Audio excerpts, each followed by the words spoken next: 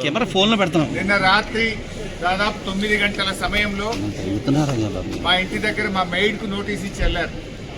నేను ఆ సమయంలో సిద్దిపేట నియోజకవర్గంలో నా ప్రజలతో వివిధ కార్యక్రమాల్లో పాల్గొన్నాను.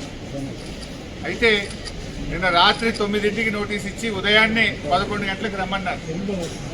నేను హైదరాబాద్లో లేను, అయినా కూడా రాత్రే హైదరాబాద్ చేరుకొని ఈరోజు వాళ్ళు ఇచ్చిన నోటీస్ మీద మేము హాజరు కావాలని చెప్పి నిర్ణయం తీసుకున్నాం. ఎందుకంటే మాకు చట్టాన్ని గౌరవిస్తాం, న్యాయ వ్యవస్థ మీద నమ్మకం ఉంది, తప్పకుండా వెళ్తాం. మేము ఏ తప్పు కూడా చేయలేదు, అందువల్ల భయపడము. ఈ రేవంత్ రెడ్డి తాటాకు చప్పుళ్లకు బెదిరే ప్రశ్నే ఉత్పన్నం కాదు. ఎందుకంటే ఇలా రేవంత్ రెడ్డి మాకు తెలుసు, నిన్న ఆయన బావమర్ది భాగవతాన్ని పొద్దున బయట పెడితే సాయంత్రానికి నోటీస్ పంపింది. ఆ భాగవతం మీద కనీసం ఒక్క మంత్రి కానీ ప్రభుత్వం నుంచి స్పందన కూడా లేదు. ఎందుకంటే మేము అన్ని ఆధారాలతో నిజాలు బయట పెట్టినాం కనుకనే ఆ సమాధానం లేక డైవర్షన్ టాక్టిక్స్ కోసం ఈ నోటీస్ పంపించని అర్థమవుతా ఉంది. నిన్ననే చెప్పాం మేము, ఈ దండుపాలెం ముఠ రేవంత్ రెడ్డి క్యాబినెట్ ఏ రకంగా వాటాలు పంచుకోవడంలో తన్నుకుంటున్నారో అన్ని విషయాలు బయట పెట్టాం.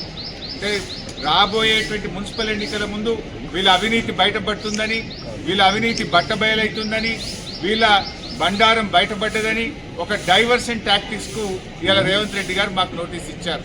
సరే, ఈ నోటీసులు మాకు కొత్త కాదు.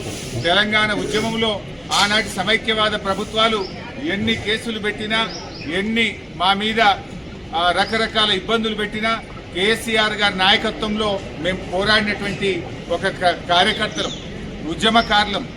ఆ గత సమైక్యవాదులనే అనేక సార్లు మమ్మల్ని అరెస్ట్ చేశారు, అనేక వందల కేసులు పెట్టినారు. ఆ రోజే మేము భయపడలేము. ఇవాళ నువ్వు ఎందుకు నోటీస్ ఇచ్చినావు నాకు?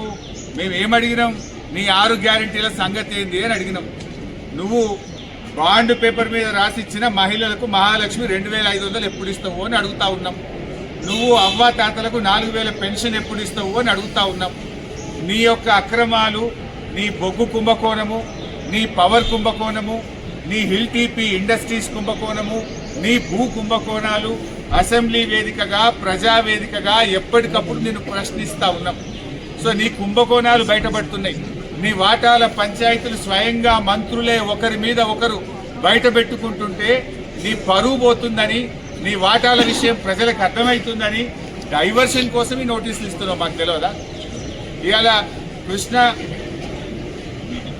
కృష్ణా నీళ్లను ఆంధ్రాకి అప్పచెప్తున్నావు, అదేవిధంగా గోదావరి నీళ్లను ఇవాళ